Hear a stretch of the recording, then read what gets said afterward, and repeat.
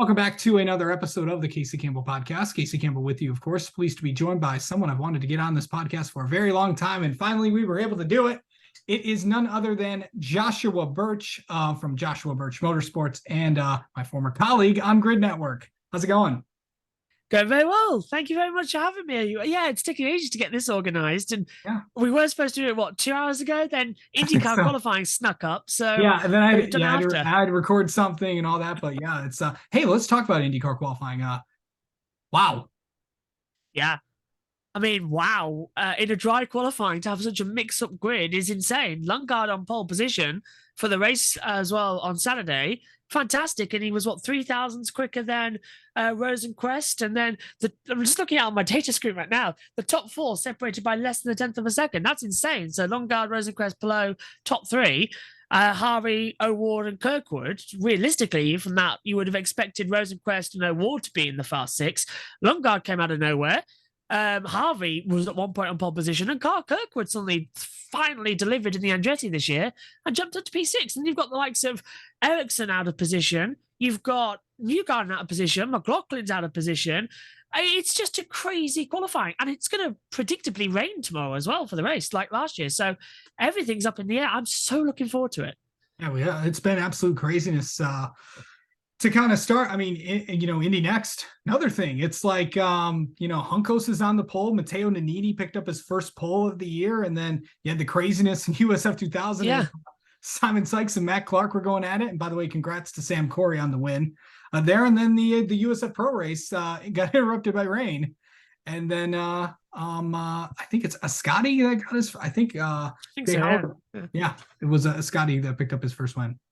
And the red flag stopped that action as well. So that's what we were slightly delayed with the start of IndyCar. And we were live at the top of the hour at 9, British time, of course. And that would have been, what time over there? 4 p.m. we went live, Eastern time.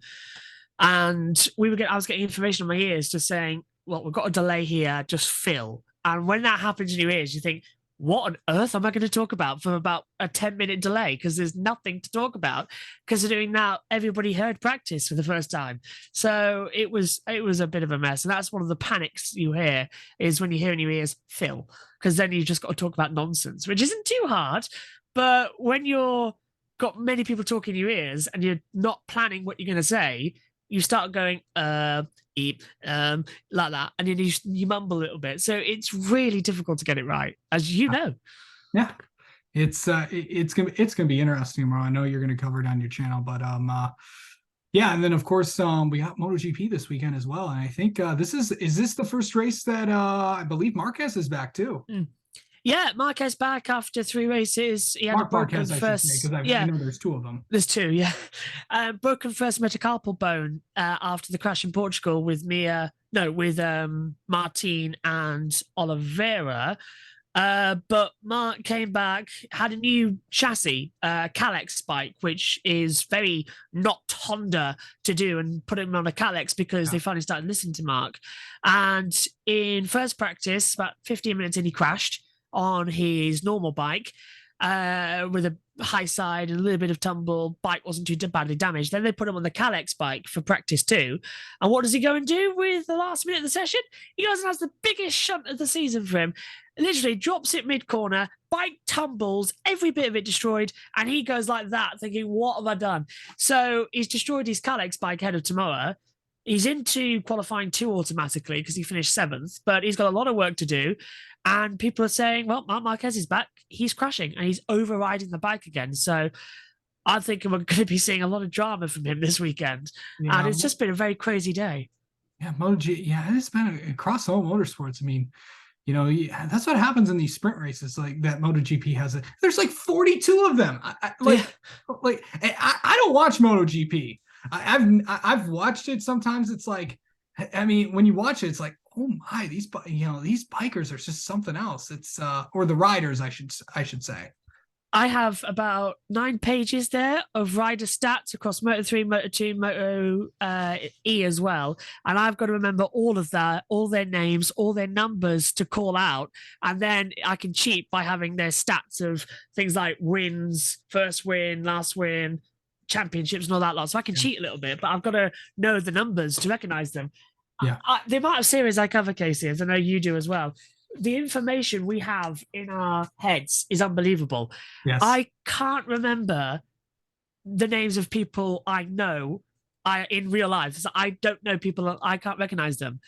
And yet I can remember Giancarlo Fisichella winning in Brazil in a wet race in 03. I can remember Jack Miller winning in the Netherlands in 16 for MotoGP.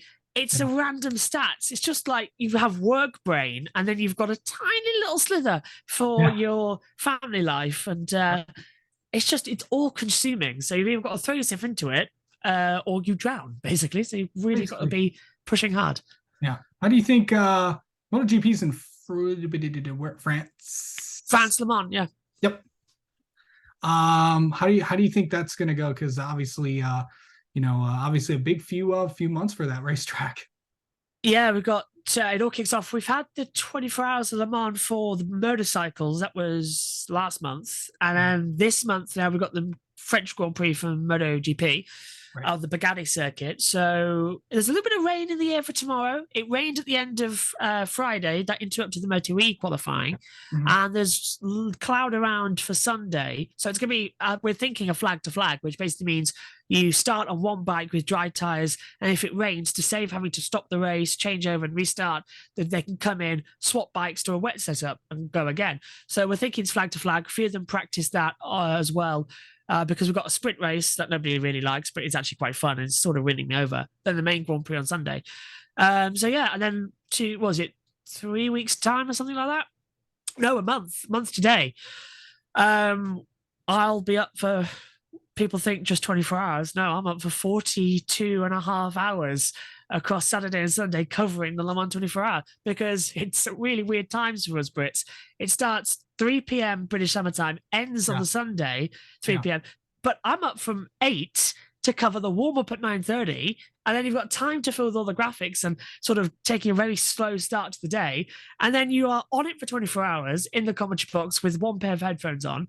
And then you sort of got to do a half-hour wrap-up show. And then if the Grid Network need me, you're on longer. You see, you've got to really wait until the end of the night. So I wake up, 7 a.m. Saturday, and then don't go to bed until around about 11 p.m. On Sunday night. So it's really hard doing that race, but it's so much fun. I know. Are you excited for Kyle Larson's return to the Xfinity Series in the 10 car? Yeah. No, I can't. For those of you who know me by now on this matter, no, I'm not. I cannot stand Cup Series drivers going down below into Xfinity trucks or even ARCA we've seen this season. It's like, what is the point? You are at the pinnacle of your sport in the Cup Series.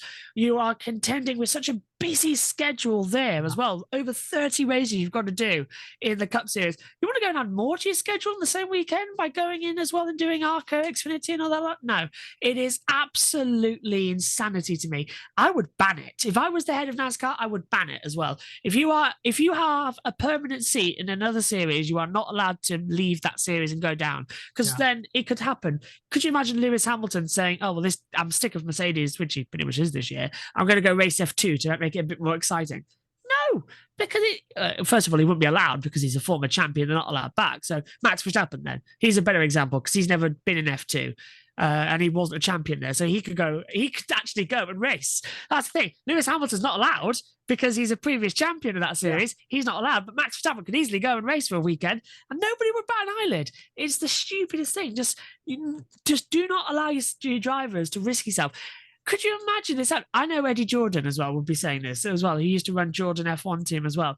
Yeah. He would be sat there saying, why are you going to this? Why are you risking my car? Why are you risking my seat as well, not having a driver in it on Sunday by you going out there? He would be waxing lyrical about all this. And I do too, because it's ridiculous. And we were talking just before we started this podcast as well about drivers going back after 17 years. That's okay. One-offs, that's fine. That's fun. Yeah. But if you're in another series permanently in the Cup Series, in the NASCAR bubble, don't come and have a go in lower series. Just don't bother. I mean, I like the Project 91 or whatever it is as well to go to. That's great. Yeah, that's the one. Brought in Raikkonen, brought in Button. That was fantastic. Great stuff. It's exposing NASCAR to all the right popularities, the motorsport world over here in Europe and everything, and the rest of the world. That's working great. But do not intermix drivers and classes. And it's ridiculous. How many have we got starting the truck series this evening? Chastain's in there. Actually, Chastain's running all 3 races this weekend. I just realized that. Thanks, Ross. I'll ask about your take on that a little bit later. But it's Ross. Bubba Wallace is in there. He's in the one for Tricon, and then I think that's it. So again, ridiculous. It's ridiculous, and just cancel it. Cancel it. I mean, there's a lot of things. Honestly, we did a round table, didn't we, on Grid? I think you were there too. Do you remember? I was just saying there, thinking I would do this to NASCAR, do this. I'd run the sport best. I don't think I was there for that, but I remember watching it. Yes, I can't remember if you're there, but yeah, I would say this is what I would do to NASCAR, and I think I would run NASCAR a lot better than what they're running it right now as well. I would be returning it to its origins and what the fans want, because let's face it, every motorsport series at the moment isn't listening to its fans; it's listening to the wallet and what it can bring for money values as well. I mean, these series.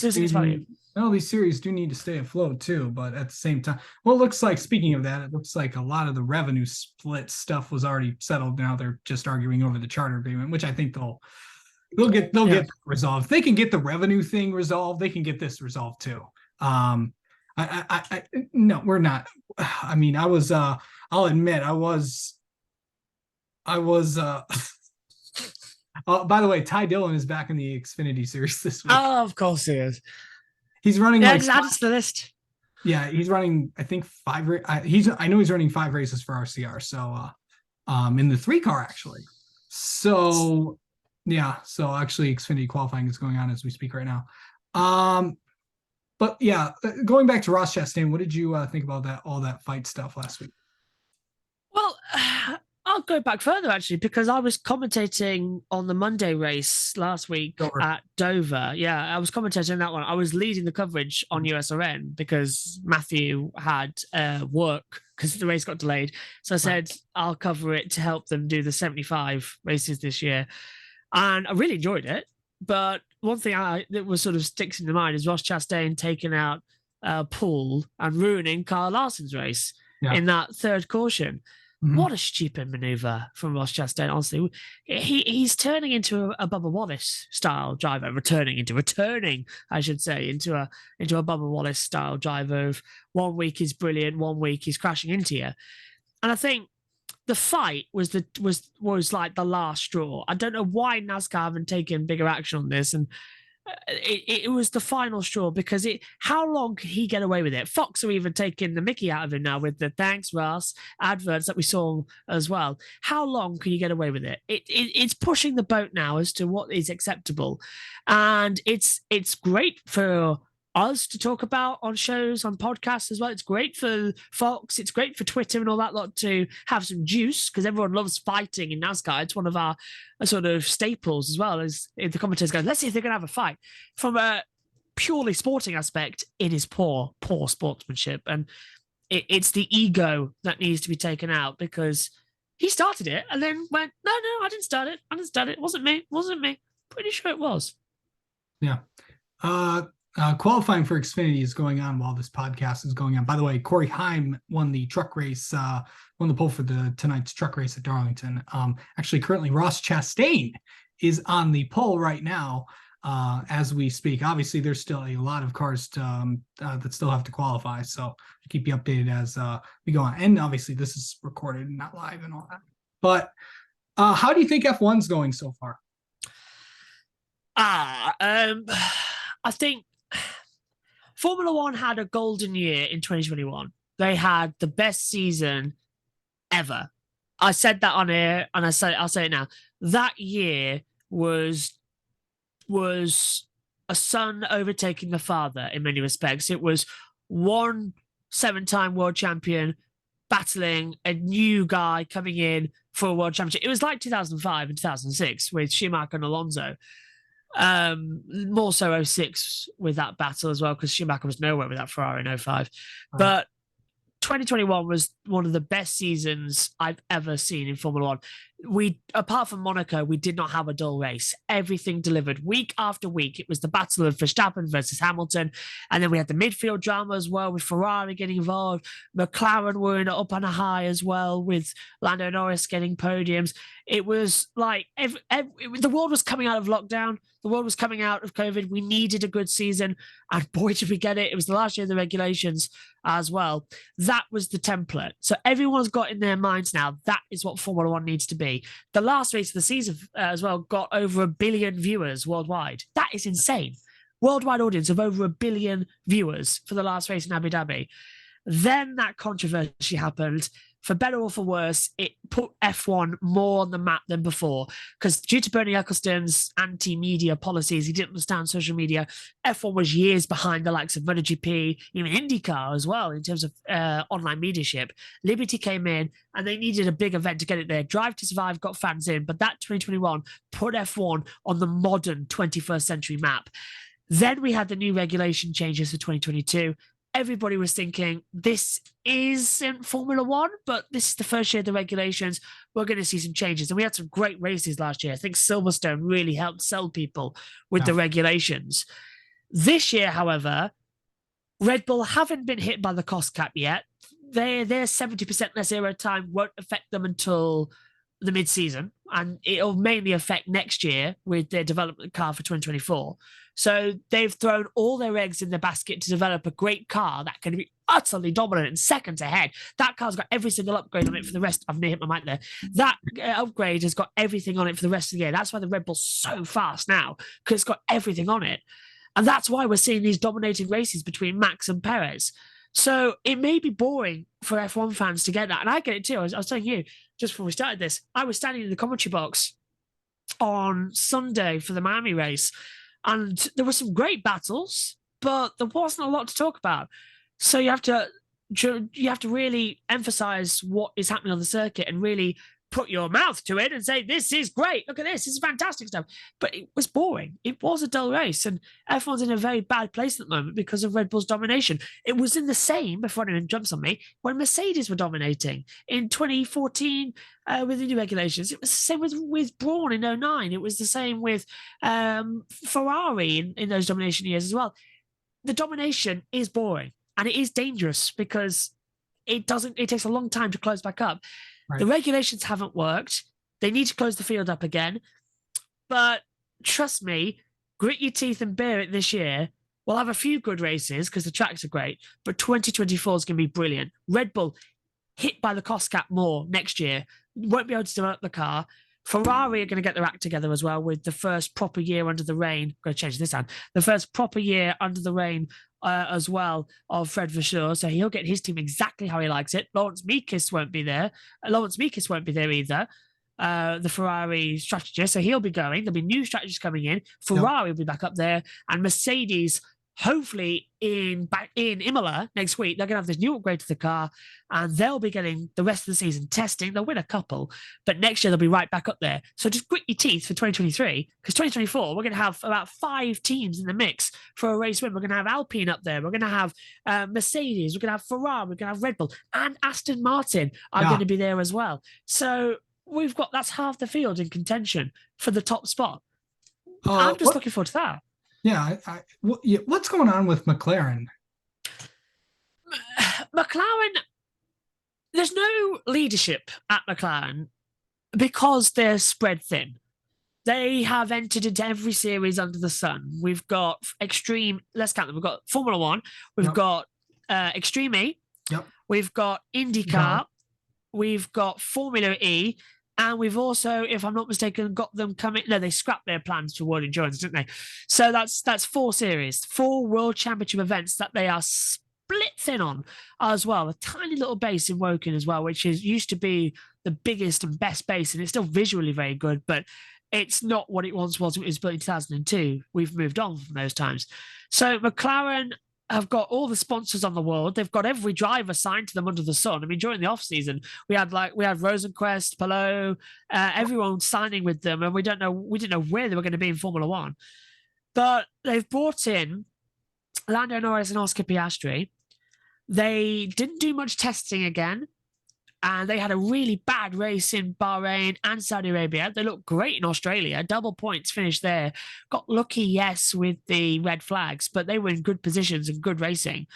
Didn't do too well at the race in Baku again, and didn't do well at all in Miami. So they need a clear leadership at McLaren, and it's not there. They need to return to Formula One as their main priority, because otherwise it's just not going to work. But we're seeing them do really well in Formula E, which is weird. So their F1 team is going to struggle for a while, unfortunately, which is a shame because they were finally on the up as well. And the regulation change hit them hard, same as Mercedes. Okay, so kind of a two-part question. Does Red Bull win all the F1 races? And if they don't, do Ferrari, Mercedes, and Aston Martin go to victory lane? Aston Martin, I should say. I can't see Red Bull winning every race. I can't. And I know that it's a possibility because we've seen it before with McLaren winning 15 of 16 in 88. But I cannot see them winning every one. We've got Monaco coming up where pole position decides the race. And we know Ferrari have now got a pole winning car with Leclerc taking it in Azerbaijan twice. So that car goes well in Azerbaijan, goes well at Monaco. We've got races coming up where Max doesn't like. I would say out of the 23 races this year, they're going to win around about 19 of them. And I think in that, we're going to see Mercedes definitely take a couple once the upgrades come. I think Aston Martin are going to get a race win. I think it will be with Fernando Alonso, to which I think everybody's going to love. I don't see Ferrari winning a race this year, unless they're incredibly lucky. I don't see them winning because they're all over the place. And part of it is the Ferrari strategy. Part of it is the car. And a big part of it is Charles Leclerc's mentality. Carlos Sainz is having a really weird season as well. I think he was one of my stars from Miami. After a poor qualifying, he outperformed the car, definitely. So Sainz is up and down, but I think Leclerc is too caught up with everything's going wrong. And it's typical Ferrari. They can't admit anything's going wrong. So whether this year is a grin and bear it and 24 is going to be better or not, I don't know. But I can't see Ferrari winning this year. So I think this is another grin and bear it year for Ferrari as well. Yeah. Schedules. Like, I know that there's a lot of big iconic races this year. Like, of course, NASCAR is going to Chicago. F1 is going to Las Vegas. What do you think about those two races? And then do you have any big preview for like the F1 MotoGP calendars are going to look like?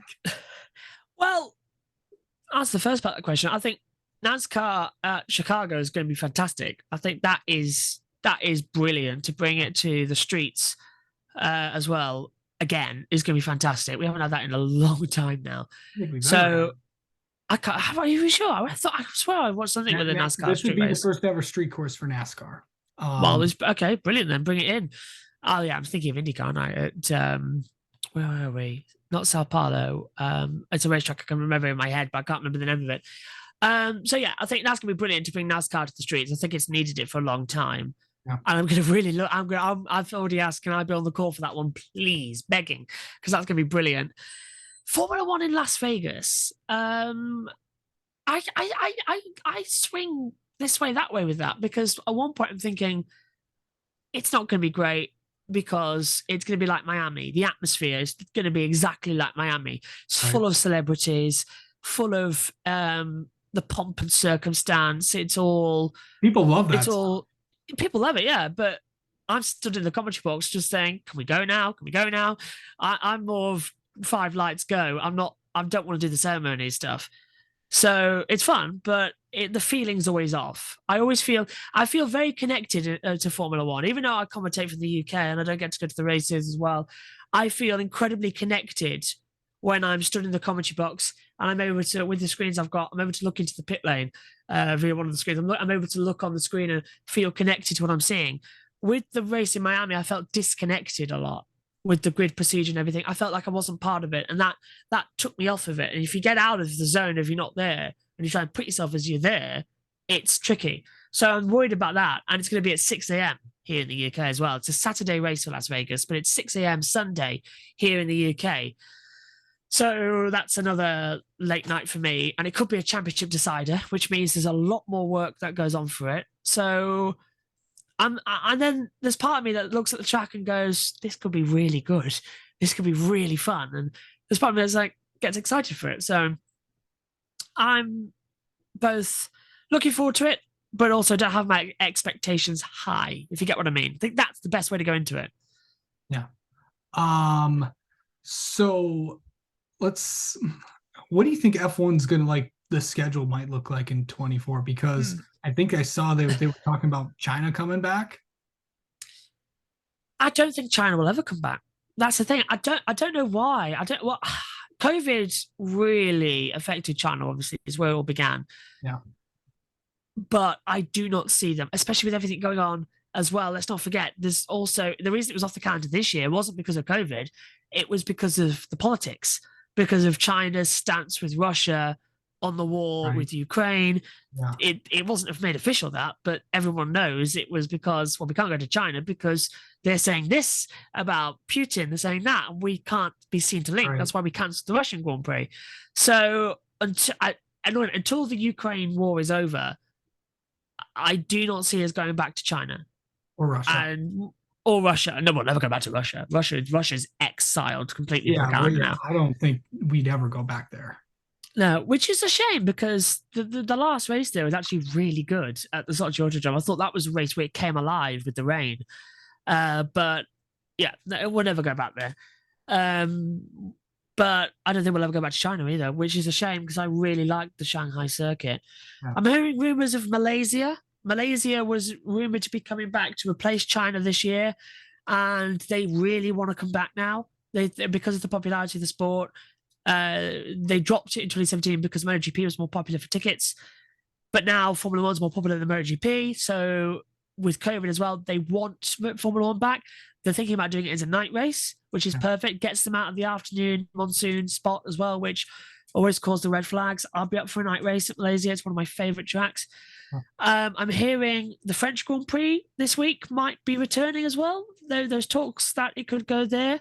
I'm hearing that we're going to see a lot of races start to alternate as well. So Spanish Grand Prix, 1 year is going to be at Barcelona, 1 year is going to be on a street course.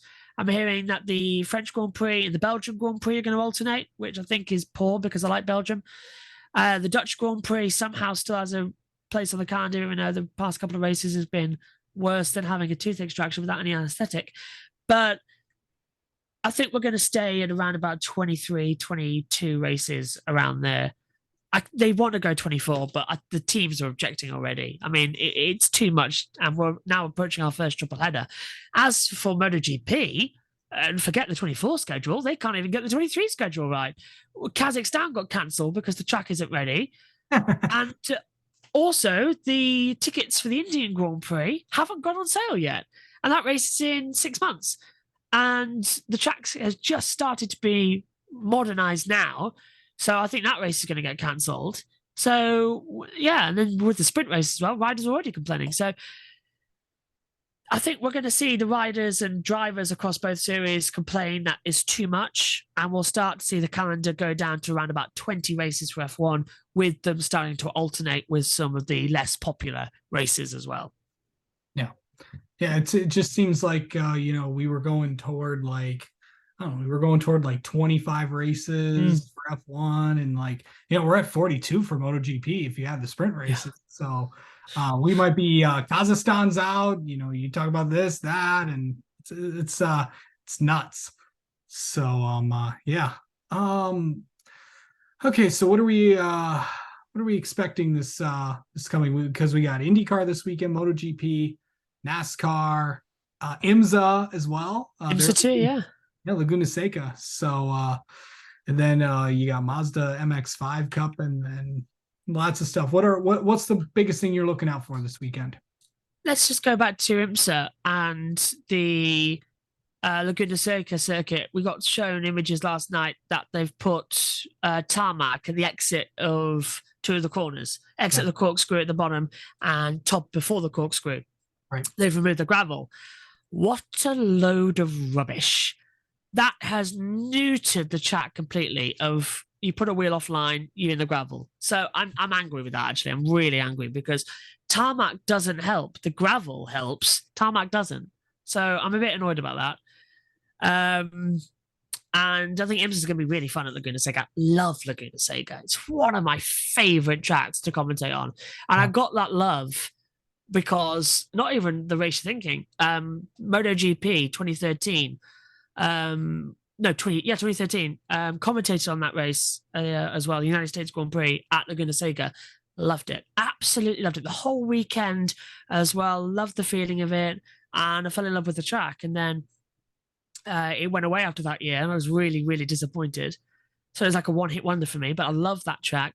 And then it came back for IndyCar. And I was like, yes, I get to commentate Laguna Seca. And I loved it. Absolutely loved it.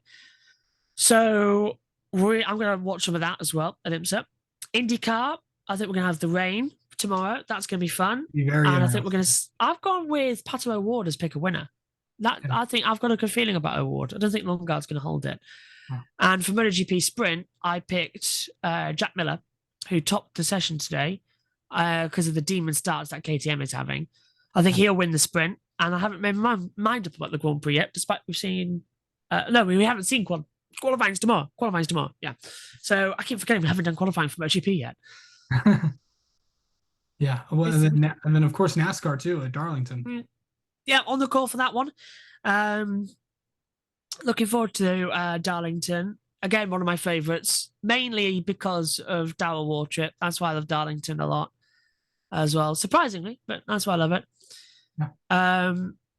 It's just the way he always goes on about Darlington. Every time. I love it. That's such a fun track. Yeah.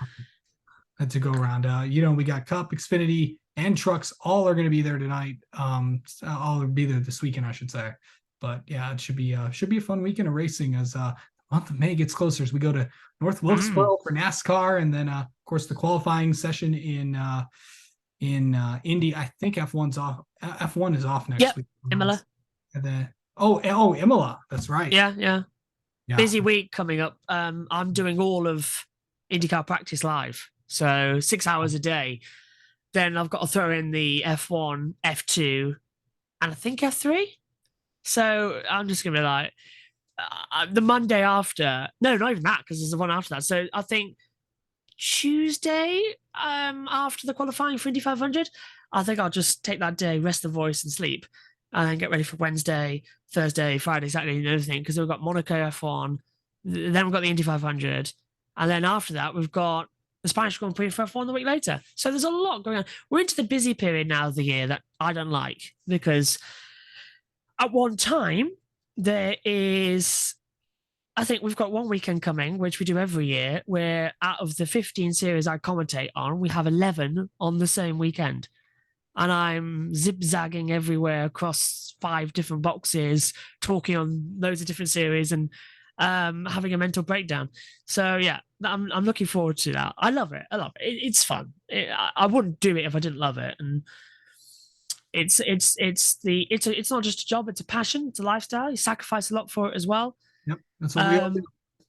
But I haven't got the traveling yet, because I do it from the UK, obviously, but I still feel pretty tired afterwards. So the traveling must really take it out of you. Yeah, aren't you? So you're going to be traveling, I think, next month, if I'm not mistaken. Can't get the funding yet. That's really annoying as well, because Portland. I should have been in Portland. Everything's sorted for it, but I can't get the funding for the ticket, the plane ticket. Can't get that. So that's really annoying, and it's bugging me. We're trying everything to get to Portland with Joe for Formula E, but it's just the plane ticket there and back. It's because they keep changing the prices, and we can't get the right funding for it as well. So everything's there, but I can't do it. So if I don't do that, I'm definitely coming next year, and I'm definitely doing it because there's so much more I want to do. Hopefully, if I can't do it this year, I'll go bigger next year. And I'll do things like Daytona, and I'll do things like as well Indy and that lot, and I'll get things sorted proper. Yeah. Sorry, was that? Yeah, it should be fun whatever that happens. But Josh Burch, thank you so much for coming on and talking with us, and enjoy the races this weekend. I know you're going to be pretty busy calling all of them. Thank you, Casey. It's going to be a lot of fun, and we'll have to do this again sometime and sort of see how our predictions have gone for this season as well at the end of the year. For sure.